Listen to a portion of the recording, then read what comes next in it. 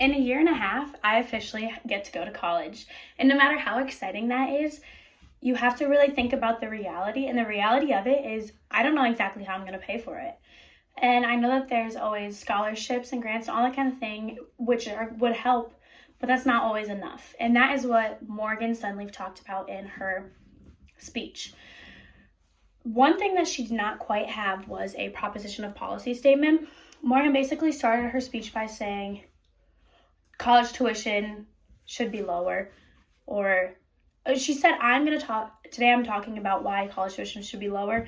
And the only thing that I think is kind of a struggle in that is it doesn't sound as formal as it should be for a speech kind of like this. I think that your proposition of policy statement should be more like specific and really state what needs to happen or what really should happen. But one thing that she did really well in her speech was following the Monroe sequence. I think that probably her best one was the fourth step in the sequence, which was explaining why it'll make the world a better place. And she really was heavy on talking about why making the education cheaper would make more people educated, which would overall help our businesses and our communities and everything, which is super important for any state and the United States as a whole, which was something that she did a lot on in her speech, which I think was really, really beneficial for her and made it seem and really used the Monroe sequence to explain why this is like something that should happen. Now, her delivery was effective at times, but also kind of wasn't as effective as it could be.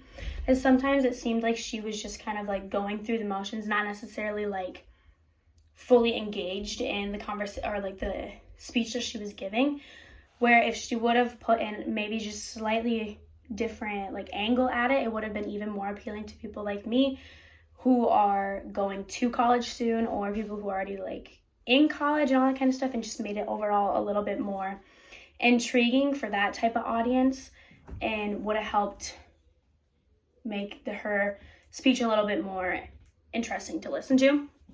One thing that I think she needs to improve on is how often she stops and like looks down at her note cards before speaking, because she takes quite a bit of lengthier pauses. And the only reason I think that this might be an issue is it kind of makes it seem like she doesn't know exactly what she's talking about. So she a little bit too dependent on the note cards makes it seem like she's not a full expert on or like really studied what she's going to talk about, which kind of makes the listener question whether or not the information she's giving is real or good information that you should go by. So I think just more like less pauses while you're talking would really help benefit her situation.